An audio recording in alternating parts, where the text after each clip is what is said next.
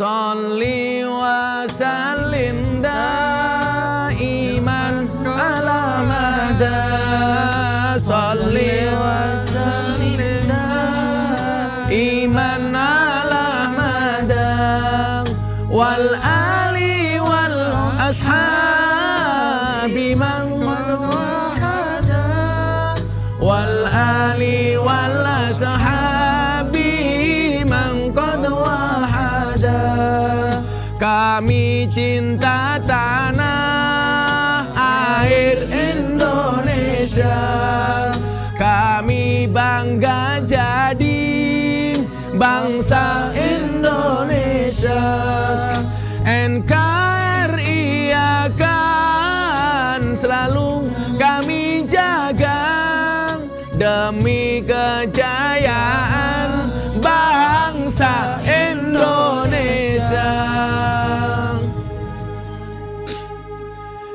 Assalamualaikum warahmatullahi wabarakatuh. Selamat malam Sobat Kepo. Ketemu lagi di Ngobrol bareng Gus Miftah Los Rarewel.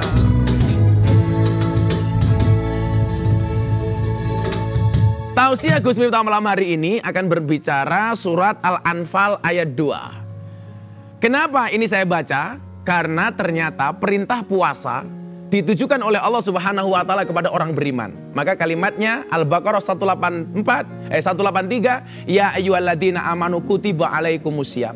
Hai orang-orang yang beriman. Apa bedanya orang iman dan Islam? Beda. Kalau mukmin itu pasti muslim, kalau muslim belum tentu mukmin.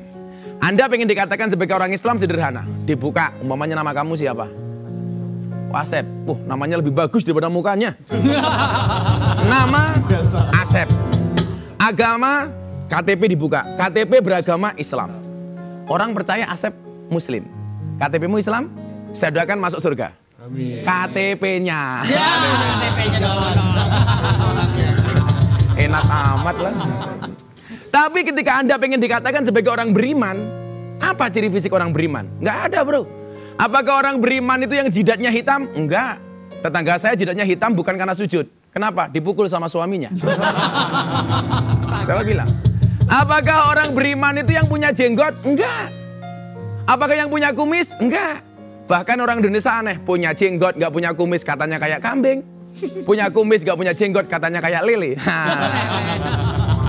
Tapi saya bilang, kalau Anda punya suami berkumis, pertahankan. Fik, dia lele, bukan buaya.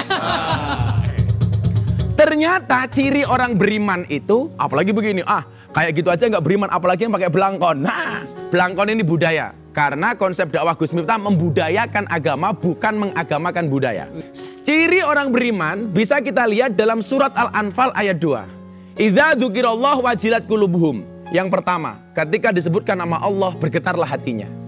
Maka kalau kalian pengen tahu kamu punya iman apa enggak, coba respon kamu ketika mendengar adzan. Seneng apa susah? Seneng. Biasanya susah. Duhur sedang bekerja dengar adzan. Allahu Akbar, Allahu Akbar. Kadang-kadang jawabannya misal apa? Adzan lagi. Dengar adzan susah. Kita itu senang dengar adzan cuma sekali. Kapan? Adzan maghrib bulan puasa. Itu pun bukan karena sholatnya, tapi karena buka puasanya. Bila perlu maghribnya ikut Banyuwangi, imsaknya ikut Aceh. Wah, lama banget itu. Coba dilihat. Bergetar nggak hati kita ketika disebutkan asma Allah? Kemudian yang kedua, wa idza tuliyat alaihim ayatuhu zadatuhum imanan. Orang-orang yang beriman cirinya adalah ketika ditujukan tanda-tanda kebesaran Allah, maka bertambahlah imannya.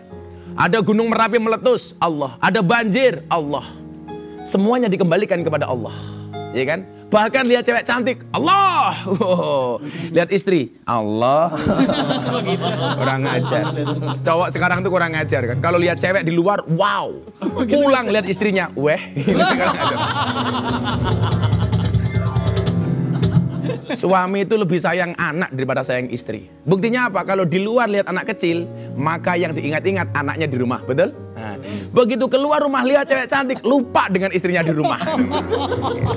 Itu Asep. Dan yang ketiga adalah wa ala rabbihim yatawakkalun. Ciri-ciri orang beriman yang ketiga adalah hanya kepada Tuhannya dia bertawakal. Artinya apa?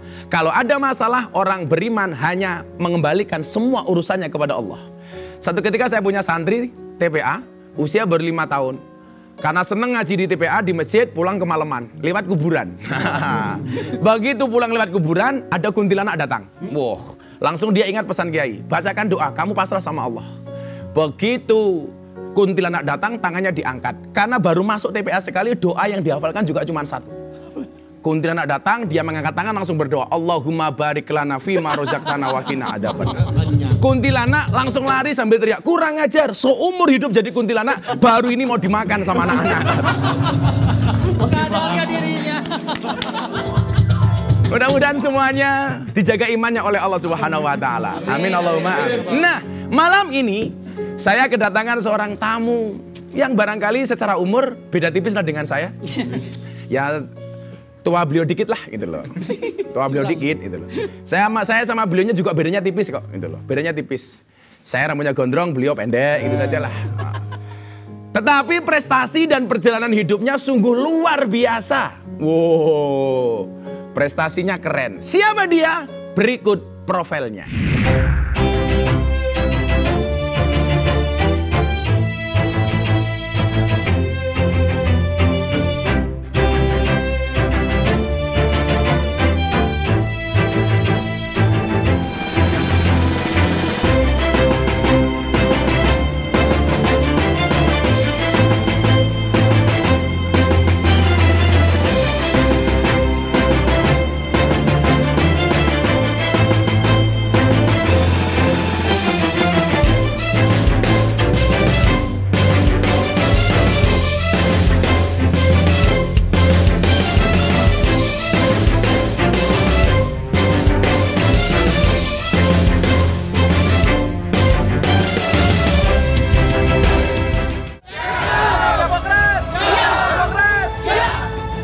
Telah ditetapkan secara aklamasi Bapak Agus Harimurti Yudhoyono sebagai Ketua Umum Partai Demokrat masa bakti 2020-2025.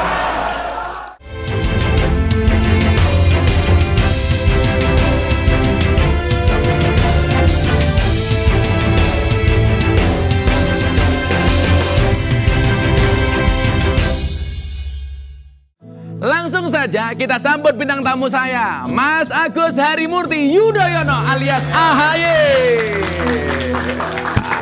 Assalamualaikum Mas. Waduh, sehat Mas? Ya? Masya Allah. Silakan Mas, duduk Mas. Makasih.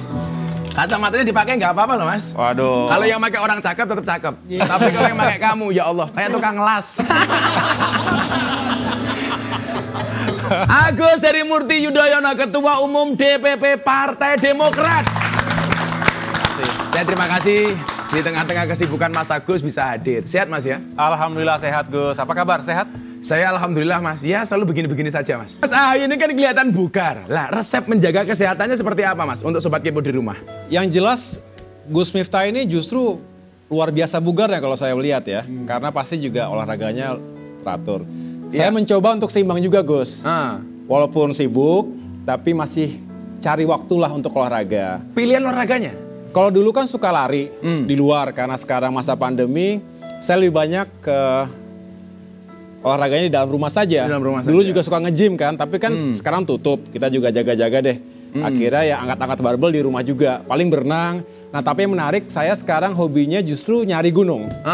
Saya punya komunitas baru namanya Overlanding Indonesia. Oke. Jadi kita biasanya nyari outdoor, kita camping sama teman-teman, kemudian juga trekking, jalan, sepedahan di gunung. Seger, Oke. udaranya seger dan juga Berarti tentu sekarang udah jarang nge-gym Mas ya? jarang, kalau di luar susah sekarang kan. Saya kita sama juga, Mas Agus ini sama-sama fitness. Iya. Kalau beliau ini fitness, badannya fit, hatinya happiness. Kalau kamu juga fitness, badannya fit, hatinya ngenes. Kalau di rata-rata olahraga dalam seminggu berapa kali, Mas Agus? Iya, diusahakan 3 kali lah seminggu. 3 kali itu udah lumayan lah supaya juga imbang tadi. Karena Oke. kalau kerjaan nggak habis-habis kan. Oke. Ngelembur selalu setiap saat. Tapi kalau nggak disiapin waktu untuk olahraga juga istirahat yang teratur. Walaupun kurang jamnya, tapi kalau berkualitas kayaknya bagus. Saya untuk pikir memang badan orang-orang kita. tua dulu Mas ya, orang-orang yang berprestasi, yang punya karir bagus, itu rata-rata tidurnya sedikit, makannya sedikit. rata-rata. Iya. Nah, beda dengan kalian. Dikit-dikit makan, dikit-dikit tidur. Nah, itulah bedanya di situ. Nah, ngomongin soal penampilan, bugar seorang AHY, saya punya foto ini, Mas. Mana? Kita lihat fotonya seperti apa. Nah, ini dia perbedaannya. Yang sebelah kanan, seorang AHY dengan jenggot dan kumisnya. Sementara yang sebelah kiri hilang. Kenapa, Mas? Kok tiba-tiba berubah itu? Berubah! Gitu kan. Kenapa, Mas? Jadi memang ini juga proses demokrasi. Oh, jenggot saja pakai demokrasi. Jadi mungkin saya berewokan tuh 1 tahun lah, 1 tahun lebih dikit. Banyak yang protes. Tapi maco loh, Mas. Banyak yang protes. Kenapa sih sekarang berewokan? Bagusan klimis. Oke. Gitu kan, seperti dulu lagi. Terus kelihatan lebih tua kalau berewokan. Padahal harusnya kan AHY simbol generasi muda. Oke. Ya akhirnya banyaklah protes sana protes ini. Akhirnya saya juga sekarang coba lagi kita klimisin lagi. Banyak juga yang protes lagi. Oh. Kok berubah sekarang mukanya? Jadi Itulah kalau ngurusin omongan orang nggak ada benernya. nggak ada benernya. tapi sebenarnya saya sih nggak ada tekanan dari siapapun. Oke. Kalau Ya, istri sesuai suka yang mana? Suka yang berjenggot atau enggak? kata istri saya, ditanya ntar istri saya ya. Tapi katanya oke dua-duanya. Tapi yang protes anak saya. Lucunya itu Aira. Nah inilah bagian dari demokrasi di keluarga juga. Dulu pertama kali dia tahu saya berewokan, dia nggak suka. Tapi setelah biasa, 1 tahun lebih berewokan, begitu saya cukur kemarin, kaget dia. Bingung dan kayak nggak mau deket-deket gitu. Karena kayak asing buat dia. Karena orang Jawa mengatakan Waiting Tresno jalanan songko kulino. Karena Iya, kebiasaan. karena kebiasaan, Nah, kalau mereka betul. beda, Mas. Waiting Tresno jalanan nggak ada lain yang lainnya. Ya adanya cuma nih, itu gimana? Nah, ngomong-ngomong soal bugar saat ini, pasti juga karena persoalan di Demokrat sudah beres ya, Mas? Alhamdulillah. Sehingga kelihatan, wah, bugar. Ya paling tidak lebih lega Gus. Tentu 2 bulan terakhir ini kan bisa dikatakan ujian yang kami hadapi oleh Partai Demokrat itu cukup berat. Karena ancaman terhadap kedaulatan, kehormatan, eksistensi partai itu nyata. Tapi alhamdulillah tanggal 31 Maret yang lalu, pemerintah akhirnya menyatakan penolakan terhadap KLB Deli Serdang. Artinya memang ilegal, inkonstitusional, dan kami tetap sebagai pemimpin dan juga pengurus yang sah diakui oleh pemerintah. Jadi tentu ini merupakan sebuah kabar baik, bukan hanya buat Demokrat Gus, tapi juga buat demokrasi di Indonesia. Kadang-kadang kita terjatuh itu penting. Supaya kita tahu siapa yang mengulurkan tangannya kepada kita. Loh. Gus Miftah punya catatan begini, Mas. Apa sih bedanya pacar, teman, dan sahabat? Nah, pacar itu satu teman yang membuat kamu melupakan 1000 orang. Ulangi, gimana? Saya ulangi. Ulangi coba. Teman, pacar, sahabat. Ya. Siapa itu teman? 1000 orang yang datang di saat kamu senang. Teman. Kemudian yang kedua pacar. Siapa itu pacar? 1 orang yang membuat kamu lupa dengan 1000 orang. Dan yang ketiga adalah sahabat. Siapa itu sahabat? 1 orang yang tetap bertahan ketika 1001 orang meninggalkan Anda. Afira. Nah, kalau ngomong soal flashback sedikit lah. Singkatnya seperti apa sih sebenarnya kekisruhan di Partai Demokrat, Mas? Awal dari prahara yang terjadi di Partai Demokrat itu karena ada segelintir kader dan mantan kader yang berkolaborasi bisa dikatakan dengan aktor eksternal. Yaitu KSP Muldoko ya. Yang ingin mengambil alih kepemimpinan Partai Demokrat dengan tentu cara yang tidak legal, inkonstitusional. Nah, itulah kami kemukakan kepada publik bahwa upaya ini buruk terhadap demokrasi. Tidak boleh ada siapapun atas nama apapun bisa merampas sesuatu yang bukan haknya. Ini yang kami perjuangkan dan tentunya kami bermohon kepada negara agar keadilan tegak di negeri ini. Dan alhamdulillah kami mengapresiasi semua yang telah menyelesaikan ataupun mencari solusi ini bersama-sama sehingga hukum tegak di negeri ini. Dan tentunya kami sebagai keluarga besar Partai Demokrat ingin meyakinkan bahwa Partai Demokrat tetap solid dan ke depan kita berharap terus bersama-sama dengan berbagai kalangan masyarakat lainnya merawat dan memperjuangkan demokrasi. Luar biasa.